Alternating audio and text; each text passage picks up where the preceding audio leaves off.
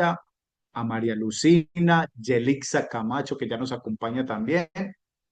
Vamos a dar inicio a nuestro club de lectura, nuestro club del libro, agradeciendo a Dios por este hermoso día, este nuevo despertar y con la recomendación de siempre, nuestra sugerencia. Tomemos nota, un libro bien interesante.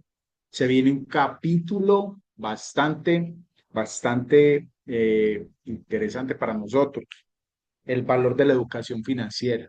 Lo más valioso que sacamos nosotros de esta industria es ese tipo de educación que nos da. Entonces vamos a estar muy atentos, tomemos nota y participamos al final. Anímense a participar. Yo espero que todos hayan tenido una linda noche y estén soñando con ese viaje a Brasil, que podamos estar juntos en esa convención. Y yo ya veo esa foto en el Cristo Redentor, todos en esas escalas sentados, unos sentados, otros parados, y alguien de allá de Brasil tomándonos la foto a todos con ese fondo del Cristo Redentor allá. Yo ya la veo, yo no sé si ustedes la ven, pero yo Lo ya la oí veo, la también. siento, siento la Amén, brisa, amén, mi imperial. siento la brisa de ese viento allá en ese espacio, mirando todo Río de Janeiro, como se ve hermoso. Vamos a llegar en la tarde-noche, o sea, vamos a estar allá desde las 4:30 pues, hasta las 6 de la tarde disfrutando de esa vista. Yo ya lo veo así y sé que va a ser un hecho para muchos de nosotros. Entonces, vamos comprometidos con esa meta. Voy a compartir acá el PDF. Alex, mi hermano, usted es el lector escogido para el día de hoy, o sea que hoy tenemos Puede. podcast en este Club del Libro, un podcast bien interesante. Vamos con toda familia. Listo, le comparto. Aquí quedamos. Te comp- Página 5. Ah, ¿tú vas a compartir o te comparto? Sí, yo comparto. Me queda más fácil. Ah, bueno, espera, dejo de compartir. Entonces, página 50, el valor de la educación financiera. Bueno, entonces, concentraditos, aquí, mente y cuerpo. Dale pues. Espérate un momentico, yo cuadro aquí la vista. Orador. Ahora sí comparto.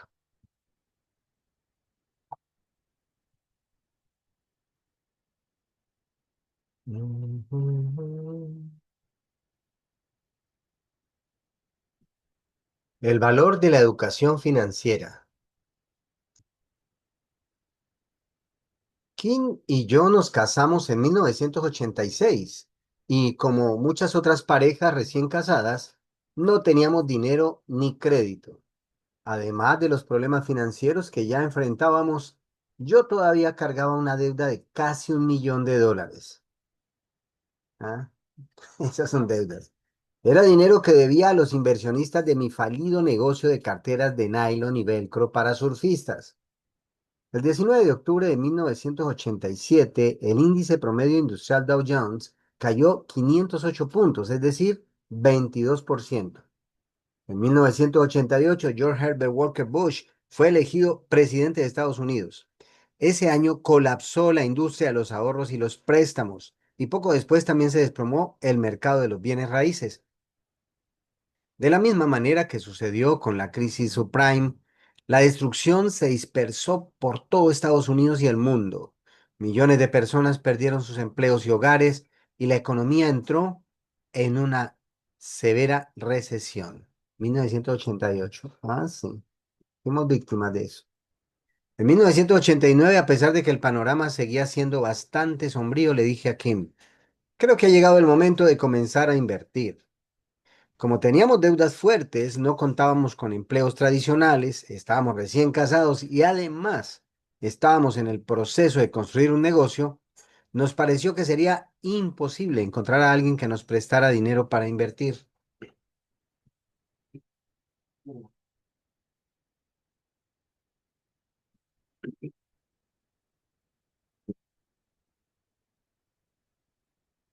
Para colmo, las tasas de interés para inversionistas estaban entre 9 y 14%. Nos rechazaron en muchas ocasiones. Los banqueros no entendían por qué queríamos invertir en medio de una de las peores décadas de la economía. A la mayoría de los ejecutivos bancarios no le agradó nuestra explicación de que estábamos jugando monopolio en la vida real. A pesar del rechazo, Kim continuó estudiando tomando clases, leyendo libros y revisando cientos de propiedades. Su objetivo era comprar 2 casas al año en un periodo de 10 para completar 20 casas. El principio fue lento, pero en cuanto tomó ritmo, logró cumplir su objetivo de 20 casas en solo 18 meses. Sin embargo, aunque ya tenía una ventaja de 8 años, Kim nunca dejó de invertir. Estaba muy emocionada. Con cada trato que cerraba, aprendía más y más, en especial cuando las cosas no salían como esperaba. Conforme más aprendía, más se daba cuenta de lo poco que sabía. Su deseo de aprender fue lo que la mantuvo en la carrera. Para 1994, Kim y yo éramos libres económicamente. Vendimos nuestros antiguos negocios y reinvertimos las ganancias. Poseíamos más de 60 propiedades en las que habíamos invertido y cada una de ellas nos generaba un cheque mensual. Kim tenía 37 años y yo 47. Aunque no éramos ricos, solo teníamos ingresos por $10,000 mensuales y gastos por $3,000. A pesar de eso, ya habíamos conseguido nuestra libertad financiera y podríamos decir que por lo menos teníamos asegurado un flujo de dinero de por vida. La presión pone el plan a prueba. En 1994 decidimos jubilarnos a temprana edad porque queríamos ejercer presión sobre nuestro plan de retiro para probar su resistencia. Queríamos asegurarnos de que podríamos sobrevivir en los tiempos buenos y en los malos, y si el plan no funcionaba, estábamos suficientemente jóvenes para corregir errores y reconstruir nuestra base de inversión. El fin de la jubilación temprana. 2 años más tarde, aburridos y cansados de no trabajar, Kim y yo volvimos a las andadas y produjimos Clash Flow, nuestro juego de educación financiera.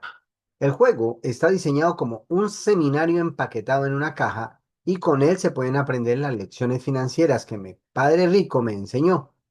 Diseñé el juego siguiendo la línea en que él me instruyó, no para que te diera las respuestas, sino para que te desafiara a pensar. Cada vez que lo juegas, el juego se comporta de manera distinta, porque jugadores y desafíos son diferentes. El juego también se presenta en 3 niveles. La versión básica, Cash Flow 101, la versión avanzada, Cash Flow 100, 202, y Cash Flow para niños, una versión para niños menores de 12 años. En 2004, el New York Times presentó un artículo de casi toda una plana acerca del juego. En él señaló que había clubes de cash flow en todo el mundo y que en ellos se enseñaba a la gente la lección que mi padre rico me había brindado. Hoy en día el juego se produce en 15 idiomas y también se juega alrededor de todo el mundo mediante las versiones que hay disponibles en Internet. En 1997 se publicó Padre Rico, Padre Pobre. En ese libro repetí la lección de papá. Tu casa no es un activo, y de pronto se dejó escuchar el estruendo de protesta, en especial de parte de los agentes de bienes raíces.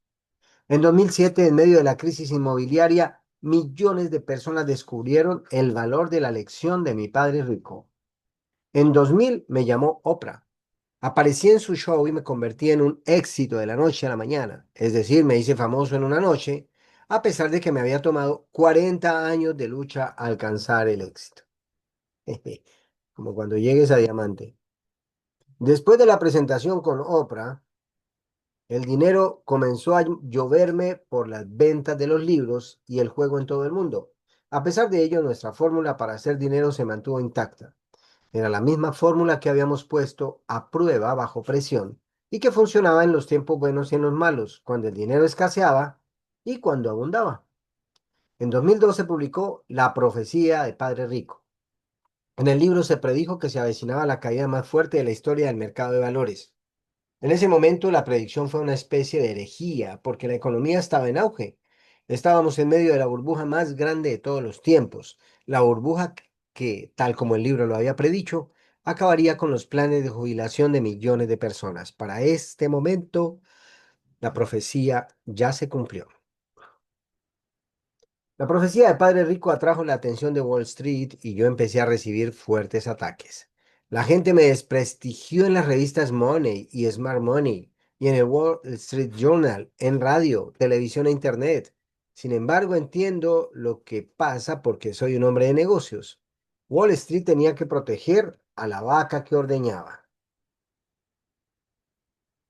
En la introducción de la profecía de Padre Rico, declaré: tal vez solo tengan de aquí a 2010 para prepararse, pero a pesar de la advertencia, muchísima gente continúa invirtiendo en el mercado de valores y utilizando sus casas como si fueran cajeros automáticos, es decir, retirando dinero a medida que aumentaban los precios de los bienes raíces. El libro fue escrito en 2001, pero mi predicción para 2010 fue bastante acertada. No habría podido hacerla si no hubiera invertido tanto tiempo en mi educación financiera.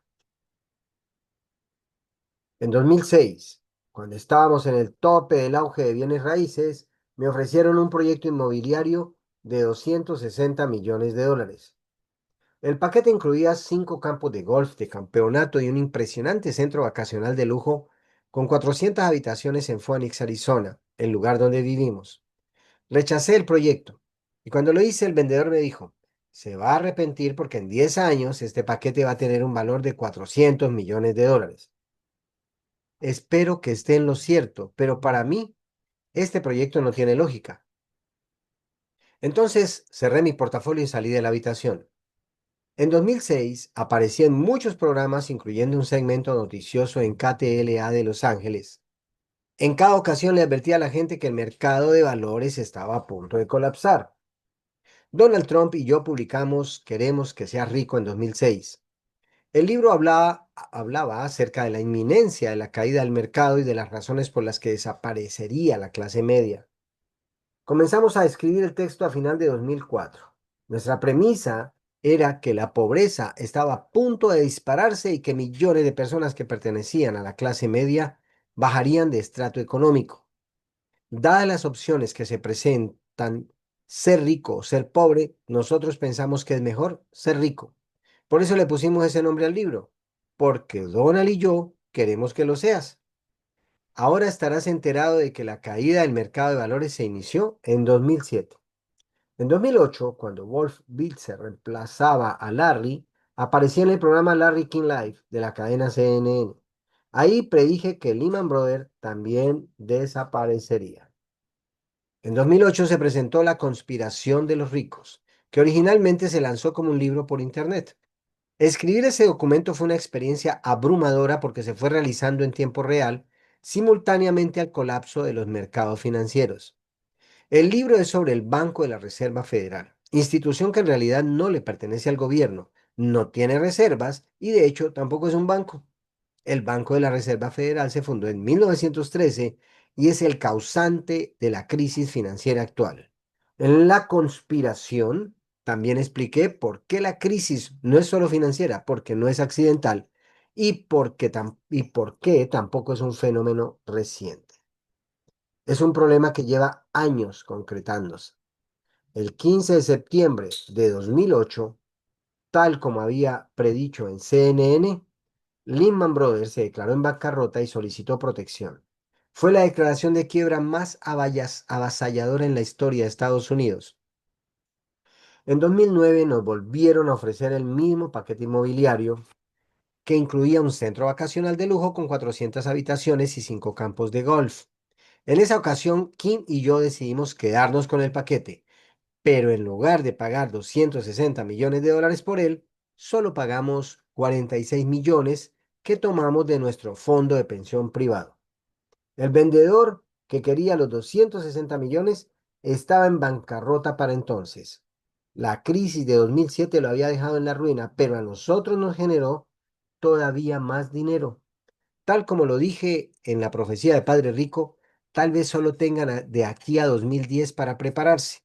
Cuando las oportunidades de cerrar tratos comenzaron a salir a flote, Kim y yo estábamos listos. Para 2010, a poco más de 20 años de haber comenzado su educación financiera en 1989, Kim, de manera independiente, ya tenía cerca de 3.000 departamentos para rentar. Hoy en día sus ingresos mensuales equivalen a más de lo que mucha gente llega a ganar en varios años. 3.000 departamentos. Yo sigo enfocado en negocios, edificios comerciales, pozos petroleros y minas de oro y plata. Las minas las adquirí a un precio muy bajo en 1997 y 1999 porque el valor de estos metales llegó a tocar fondo. Las minas fueron una ganga. Después de desarrollarlas y comprobar que tenían reservas importantes de ambos metales, los precios del oro y la plata comenzaron a dispararse y la participación accionaria de las minas se hizo pública mediante una oferta pública inicial, IPO por sus siglas en inglés, en la Bolsa de Valores de Toronto. También buscamos petróleo cuando los precios eran muy bajos. Ahora, sin importar si la economía está bien o mal, la gente sigue usando este recurso, así que nosotros no sufrimos en la caída. La mayoría de los departamentos de King está en áreas productoras de petróleo en Oklahoma y Texas. Y mientras la gente siga necesitando petróleo, seguirá habiendo empleos y los departamentos de King continuarán ocupados. 56. Con el dinero que recibe por concepto de ventas, siempre compra más edificios de departamentos. En conjunto, a Kim y a mí nos va muy bien y seguimos acumulando riqueza, incluso cuando se presenta turbulencia económica. Además, ganamos más y más y tenemos mucho menos gastos fiscales. De hecho, a veces llegamos a no pagar nada de impuestos de manera completamente legal. Ese es el poder de la verdadera educación financiera y la razón de fondo que tuve para escribir este libro. Así como lo señalamos Donald Trump y yo en nuestra obra en conjunto, la clase media está desapareciendo y dadas las opciones que hay, ser rico o ser pobre, nosotros pensamos que es mejor ser rico. No es agradable. Cuando ya mencioné al principio de este libro, antes de compartir nuestro éxito financiero contigo, reflexioné mucho. Los tiempos son difíciles y sé que hay millones de personas que perdieron empleos, hogares y negocios. También sé que en la mayoría de las situaciones no resulta muy cortés tocar el tema del éxito financiero. Alardear nunca es recomendable, en especial cuando se trata de dinero. Sin embargo, decidí escribir acerca de inversión de la vida real, porque quiero que comprendas cómo obtuvimos nosotros nuestra educación financiera, cómo la aprovechamos y por qué considero que en esta economía en declive, la ventaja del ganador es una enorme ventaja. No escribo para alardear, lo hago para motivar a la gente a que aprenda, estudie, practique y posiblemente adquiera otra visión del mundo. Hay mucho dinero por ahí volando. Hay billones de dólares buscando hogar debido a que los gobiernos no dejan de imprimir todo ese dinero falso, también conocido como divisa fiat o dinero por decreto. Los gobiernos no quieren que el mundo caiga en una depresión y por eso imprimen dinero de juguete. Por esa razón los precios del oro y la plata suben, en tanto que los ahorradores terminan perdiendo. El problema radica en que el dinero de juguete solo está en manos de un grupo reducido de personas. Por eso los ricos se hacen más ricos y las clases media y baja cada vez son más pobres. La economía empeora y los problemas se incrementan. En septiembre de 2010 la pobreza en nuestro país aumentó a casi 15% de la población. Eso significa que 4 millones de personas en Estados Unidos dejaron de pertenecer a la clase media y se convirtieron en pobres, justamente como Donald Trump y yo lo predijimos. Se trata de un problema serio. Nuestra economía no es saludable. Bajo el riesgo de sonar petulante, decidí escribir un libro acerca de las inversiones en la vida real. Creo que tampoco es honesto saber algo y no compartirlo. A eso le llamo avaricia. Escribo porque creo que si queremos que la economía mundial se recupere de verdad, necesitamos una educación financiera genuina Y finalmente escribo este libro porque creo que es mejor enseñarle a la gente a pescar en lugar de regalarle el pescado. La pobreza apesta. Kim y yo sabemos lo que se siente pasar por malos tiempos y no tener dinero. Esa gente que dice, no me interesa lo material, miente. Por experiencia sé que la pobreza apesta. En 1985, Kim y yo nos quedamos sin casa por un corto lapso. Mientras construíamos nuestro negocio, debimos vivir en los sótanos o en los cuartos desocupados en la casa de algún amigo. Nos mudamos una infinidad de veces. Kim pudo haberme dejado, pero perseveró y puso a prueba el compromiso que teníamos para lograr juntos una mejor vida. Sé que no se casó conmigo por dinero, porque en ese tiempo yo no tenía nada. Cuando comenzamos a tener éxito en el proceso que mi padre rico me había enseñado, ya no nos detuvimos jamás. Al principio fue difícil, pero el sube y baja del proceso educativo transformó nuestras vidas en lo que son ahora. Hoy en día sabemos que no es el dinero lo que nos hace ricos, sino el conocimiento. Ese es el poder de la educación financiera puesto en práctica y la razón por la que la ventaja del ganador es una ventaja extrema. ¿Qué es una ventaja extrema? Desde la caída del mercado de valores en 1987, la economía mundial ha atravesado dos ciclos completos de auge y caída. Cada auge y cada caída nos hicieron más fuertes a Kim y a mí en el aspecto financiero. La economía en 1990 era muy similar a la de 2010. Las economías turbulentas son el mejor momento para prosperar. Kim y yo comenzamos la transición de pobres a ricos en 1990 en medio de una severa recesión. El proceso no ha cambiado. Lo único que se ha modificado es el número de ceros. Kim compró su primera propiedad de inversión por $45,000 en Portland, Oregon. Te reitero que no contábamos con crédito y que los bancos nos habían rechazado porque éramos profesionistas independientes y no teníamos empleo fijo. Para colmo, yo venía arrastrando una deuda de casi $1,000,000. Las tasas de interés para inversionistas eran entre el 9 y 14%.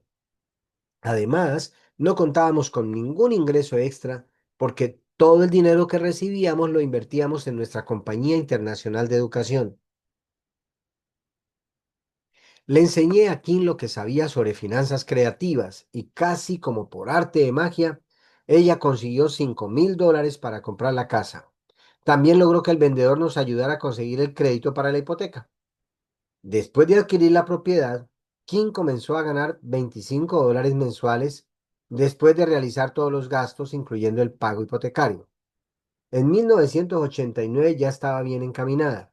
No era rica, pero había iniciado su educación financiera. Había dejado de ser teórica, ahora era práctica en la vida real. 20 años. Después de eso, Kim y yo nos compramos el complejo vacacional con 5 campos de golf por $46,000,000. Sin embargo, ella fue quien hizo la mayor parte del trabajo. El proceso sigue siendo el mismo. Kim no tenía dinero, pero sabía cómo conseguirlo. Lo único que se modificó fue el número de ceros. $45,000 se convirtieron en 46 millones. La educación financiera de Kim también se incrementó gracias a la práctica que tuvo en la vida real.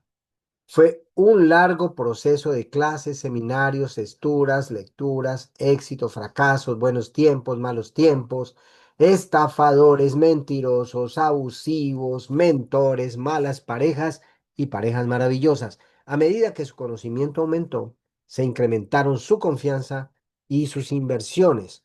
Los riesgos bajaron. Esa es la ventaja extrema que tiene en la actualidad y esa es la razón por la que tuvo toda la autoridad para escribir su libro Mujer Millonaria, un libro para motivar a otras mujeres a tomar las riendas de su futuro económico mediante la educación financiera en la práctica. ¿Por qué no nos destruyó la crisis? económica. A partir de 2007, millones de inversionistas perdieron todo lo que tenían. ¿Por qué ustedes ganaron en lugar de perder?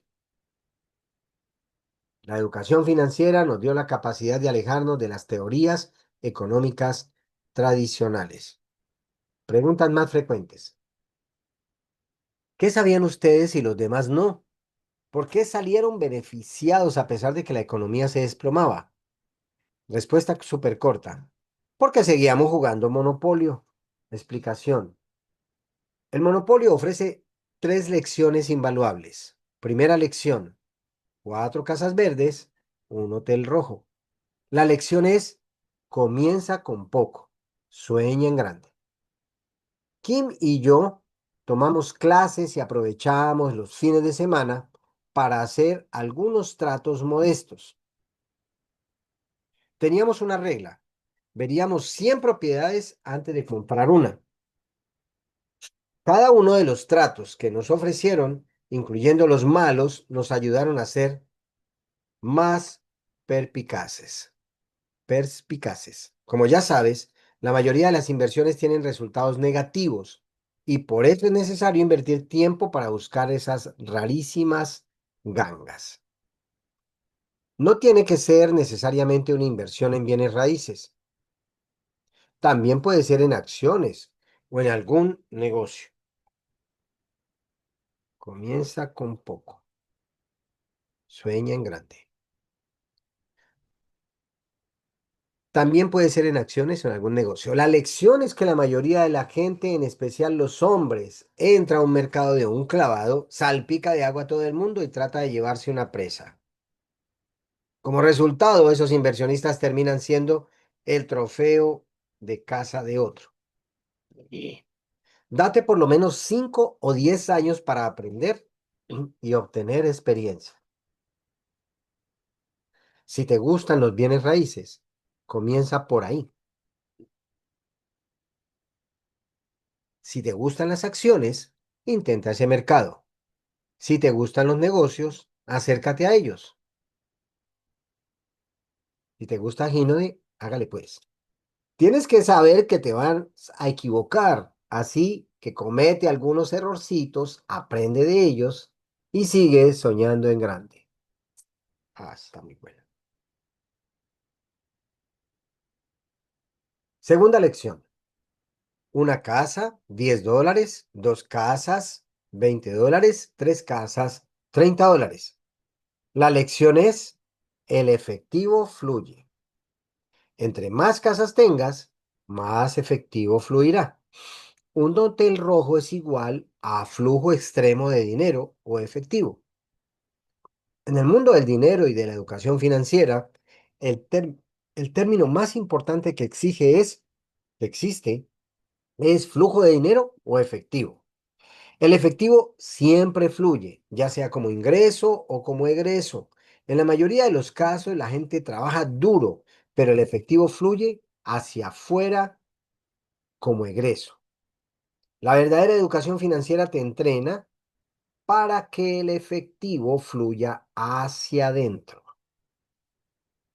Los inversionistas sin educación financiera genuina invierten con el objetivo de obtener ganancias de capital. Por eso los principiantes dicen cosas como: 1. Subió el valor de mi casa. 2. ¿Cómo subió el valor de mis acciones? Las vendí. 3. ¿Tú crees que es buena idea invertir en mercados emergentes? 4. Yo invierto en oro porque el precio está a la alza. Quinto, deberías volver a equilibrar tu portafolio de inversión. Sexto, se incrementó mi valor neto. Séptimo, yo invierto en automóviles antiguos porque su valor va en aumento.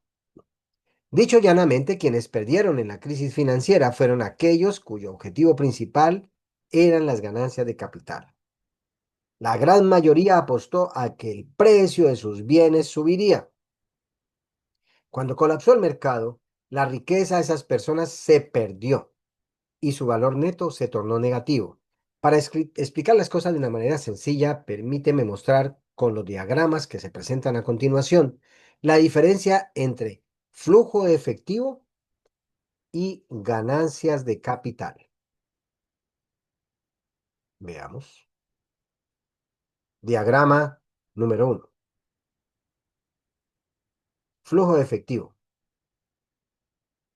El estado financiero está en que desde el balance general los activos generan un ingreso.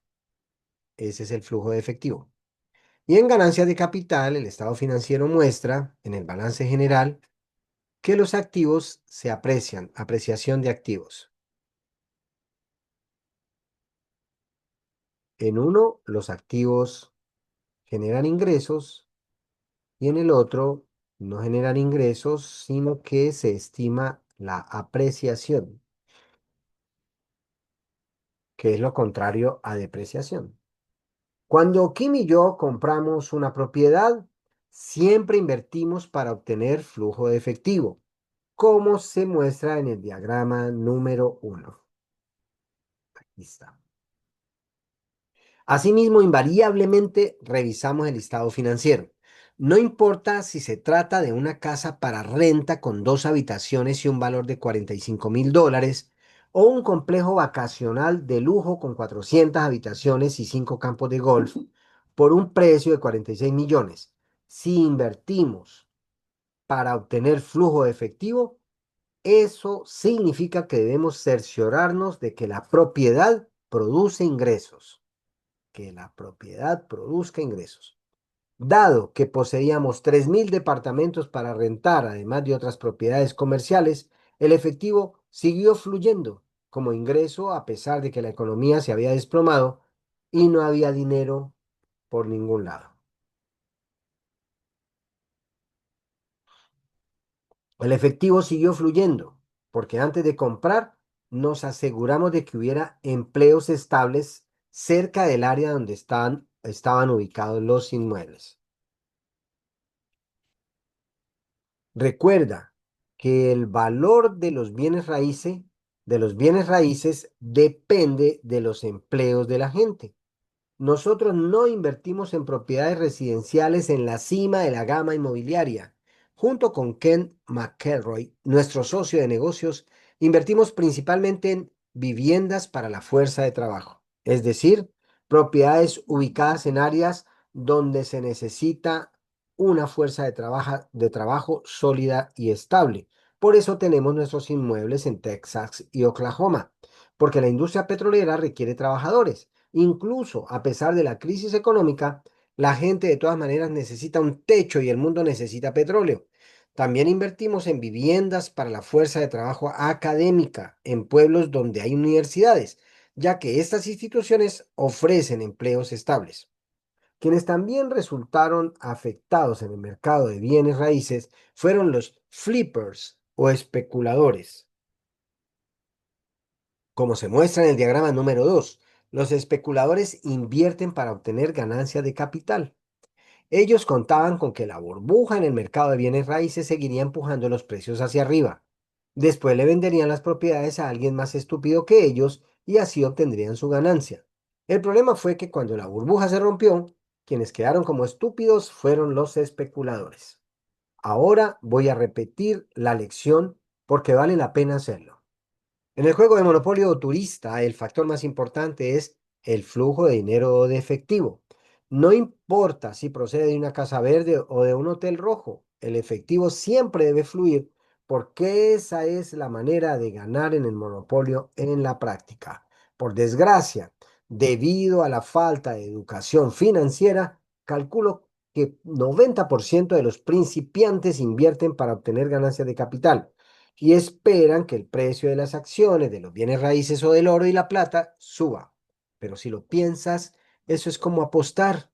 Y eso es lo que la mayoría de los asesores financieros te recomienda hacer. Por eso los expertos le dicen a los inversionistas, en promedio, la bolsa de valores sube 8% al año. O los agentes de bienes raíces aseguran, su casa aumentará de valor. Esa gente se enfoca en las ganancias de capital, no en el flujo de efectivo. Tú debes ser más perspicaz y enfocarse en este último factor. Mm, ¿Dejamos ahí, John, o Seguimos. Y Alex, creo que podemos dar por ahí. Sí, también ¿Qué pienso. página es esta? La 64, un consejo de educación financiera. 64, el año en que nací. Así no se me olvida.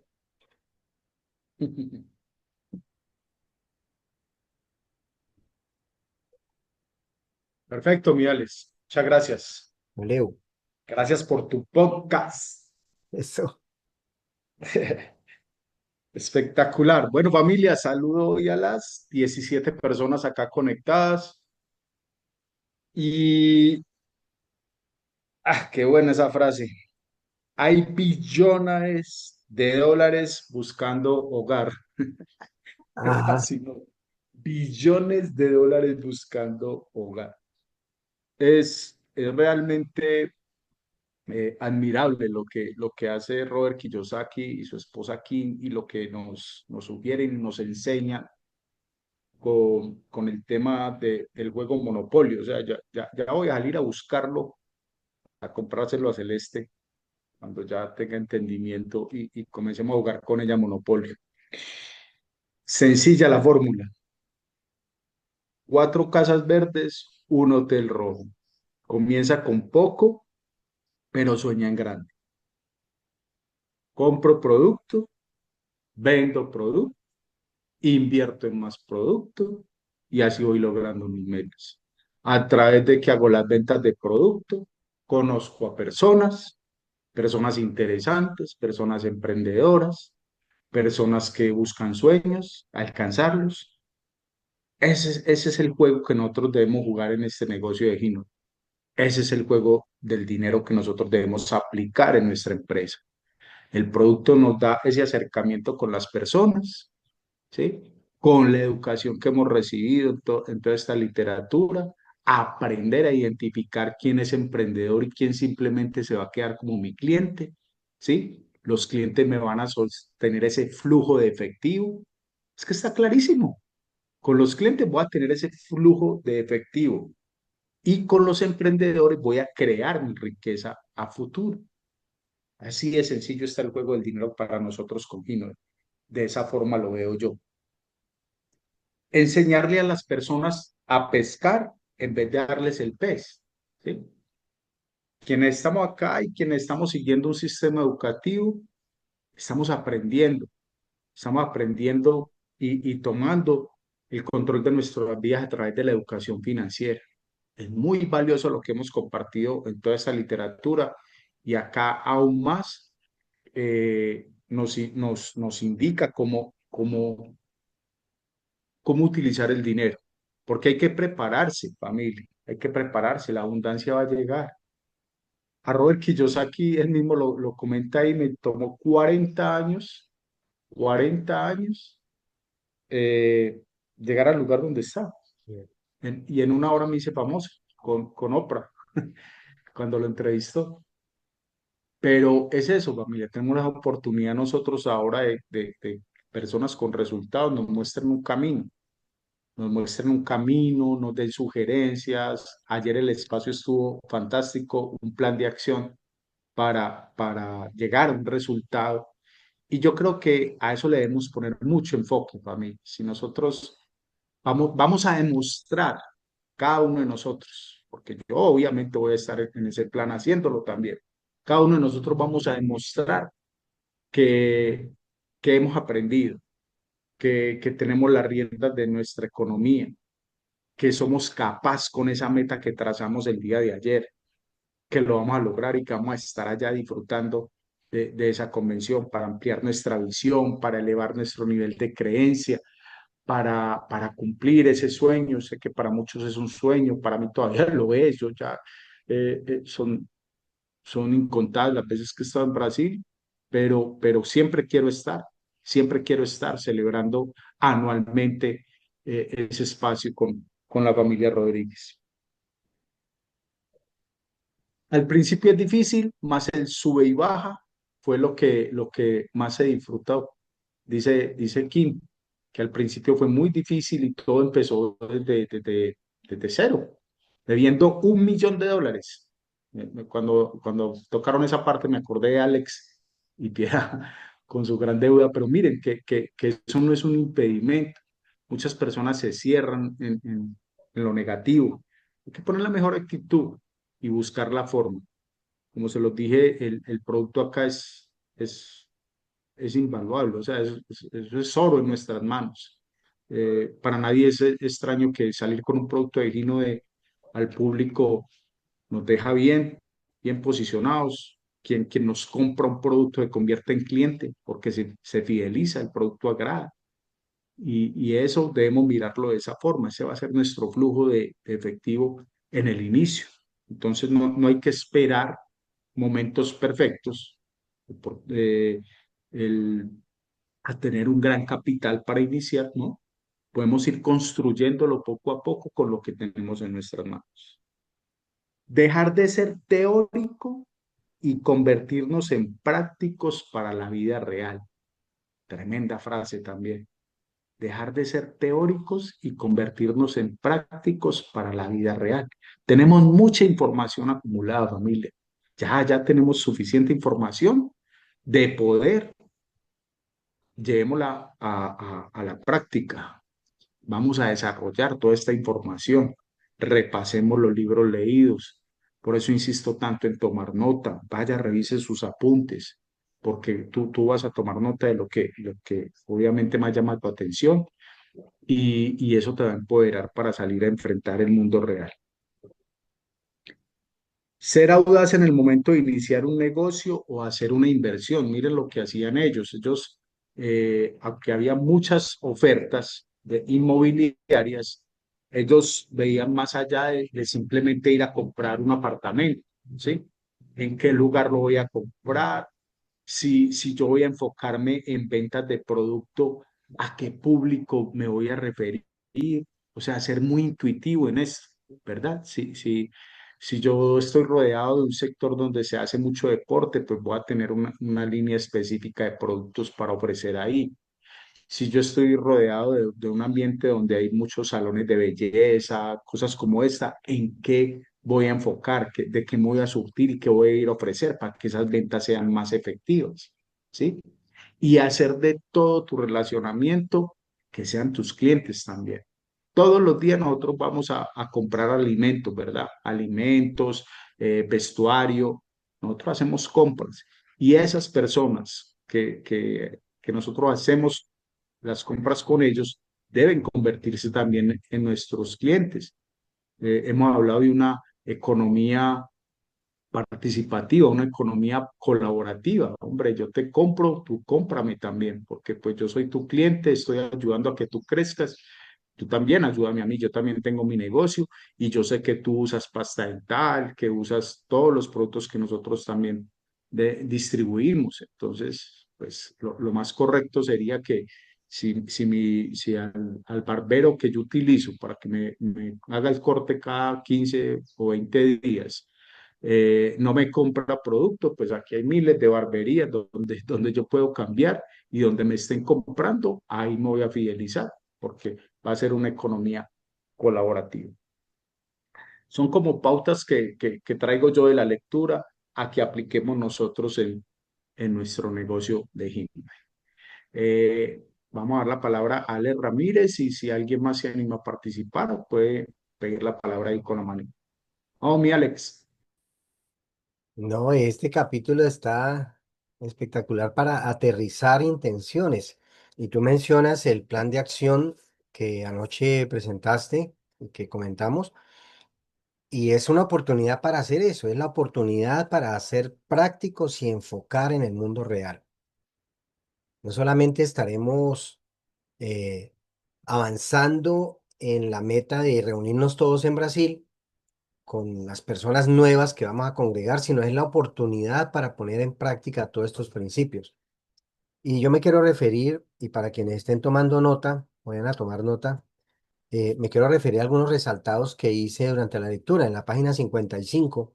Dice, cuando las oportunidades de cerrar tratos comenzaron a salir a flote, Kim y yo estábamos listos.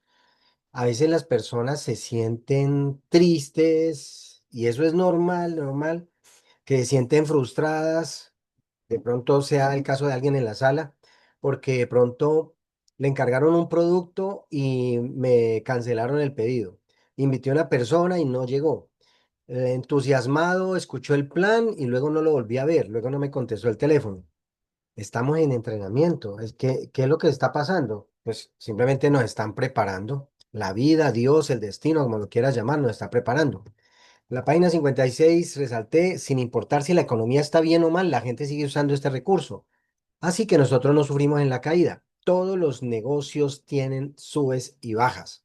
Todo. ¿Por qué? Porque es hecho con personas. Y las empresas las crean las personas. Entonces, sencillamente, todo tiene sub y bajas. Cuando en nuestro negocio de Ginoe sentimos que hay alguna circunstancia no deseable, que aquel que estaba creciendo paró, se fue, se lo llevaron, se lo llevó el río, se distrajo, ¿sí? Si nosotros, esta parte del texto me hizo pensar en la estructura. Entonces, aquí viene una oportunidad a la que quiero volverme a referir, que el plan 5-5 que diseñó John Carlos y en la línea de patrocinio, esto es una oportunidad para crear estructura. Yo creo que John Carlos lo vive, después de un tiempo lo volvió a vivir y creo que algunos de los diamantes en la sala también lo habrán vivido y nosotros lo vivimos, ¿sí? Y lo estamos viviendo, lo hemos vivido viviendo. Desde el principio entendimos la frontalidad, la anchura, la importancia de la anchura, la importancia de tener una estructura abierta, ¿sí? De tener, por eso a los nuevos ahora yo les digo es, vamos a ir por 10 patrocinios, vamos a ir después de tener 10 por otros 10.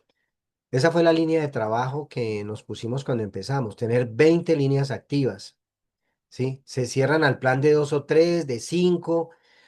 Tenga 20 registros en los próximos 2 meses, mi estimado. 20 registros. De 20 registros van a salir 8 o 9 activaciones y vas a encontrar 2 o 3 organizaciones activas que sean de una productividad buena. Es decir, a mí esa página, esa parte del libro donde dice que la caída no nos afectó, claro que le afecta a uno, que se caiga la mitad del cheque, claro que afecta, pero es mejor caerse de 7.000 a 3.500 dólares que de 500 a 200 dólares, ¿sí? Entonces es mejor una caída, pero teniendo una estructura buena, las caídas no nos van a afectar tanto, o sea, los sub y bajas del negocio no nos van a afectar tanto. Entonces, veamos en esto una oportunidad, no nos desanimemos, ¿sí? Em, Cuando se presenta turbulencia, como dice en la página 56, no hay problema. Hay muchas personas que en este momento, el libro habla de una época de Estados Unidos, pero si nosotros hacemos un comparativo, ahorita hay una crisis impresionante en el mundo del empleo y en el mundo de las pensiones. En el mundo de las pensiones, los jóvenes saben que no se van a pensionar, pero no saben que pueden construir una pensión con Gínode, por ejemplo, un residual. La juventud no lo sabe y están siendo, perdón la expresión, pero también lo fuimos, idiotas útiles del mercadeo y la economía tradicional, pero pueden ser sujetos inteligentes de la nueva economía, de la economía solidaria que representan las redes de mercadeo y que representa sobre todo nuestro negocio, que es tan incluyente. John Carlos lo ha dicho. Es más, allí Kiyosaki lo dice en el libro, siempre habrá petróleo y siempre habrán personas que estudien. Entonces, él habla de su enfoque en bienes raíces, comprando bienes cerca de donde habían empresas petroleras y cerca donde habían centros educativos. Es decir, eso lo da, esa visión de cosas lo da quien ha tenido educación. Y recordemos la reflexión de ayer, educación es conocimiento puesto en práctica, no solamente saber, sino poner en práctica. Entonces, cuando uno está educado, y ahorita uno coge la médula del libro, que la ventaja del ganador es la educación financiera, pero tomado como educación financiera, no como información financiera, no como capacitación financiera, sino como educación, es decir, lo que lleva a la transformación. Yo me asombraba cuando escuché que Lucas Battistoni había comprado recientemente, junto con otros amigos, 100 departamentos en Miami. 100, y yo dije, ¿100? ¿Qué cantidad? Y ahorita el libro nos habla de 3.000, que esa señora compró 3.000, ¿me entiendes? Yo dije, no, Dios mío, somos un grano de arena en la playa de la economía. ¿sí? Definitivamente. Pero nosotros tenemos un poder inmenso. Familia, tenemos un poder inmenso con nuestro proyecto y la oportunidad de bendecir muchas vidas si pagamos el precio de qué, como dicen las 57, aprender, estudiar y practicar y adquirir otra visión del mundo. El mundo no es lo que nosotros vemos y conocemos. El, el mundo, el mundo que podemos visionar está esa visión si nos subimos a los hombros de un gigante. Gino es un gigante lleno de gigantes.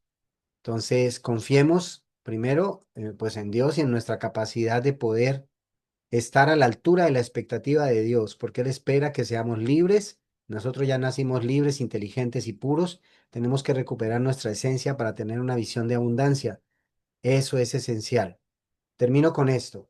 Hace unos años, Piedad y yo hicimos equipo con unos franceses en un proyecto europeo y él dijo una frase que a mí me marcó, entre las muchas cosas que aprendimos con esta gente, y es, cuando tú estás entrenado en redes de mercadeo, cuando en este caso tenemos educación financiera, como lo menciona el libro, cuando estás entrenado, tú puedes estar en un país sin hablar el idioma y puedes construir una red poniendo un letrero en el centro de una plaza. Poniendo un letrero en el pecho puede atraer personas, ¿sí? Ahorita pues se hace poniendo un aviso en redes, ¿cierto? Puede atraer personas. El tema es cuando las atraigas, ¿qué vas a hacer con ellos si no estás entrenado? Así que prepárate para la abundancia, que eso es lo que están haciendo con nosotros. Muchas gracias, John Carlos. Buen día y repasa las notas del día de hoy que están súper fabulosas para mejorar la visión. Guten Morgen y mañana les doy una fórmula de japonés. Geniales. Muchas gracias, muchas gracias. Ok, familia, esto por hoy. Eh, Recuerden, ya tenemos un plan de acción, un plan a desarrollar.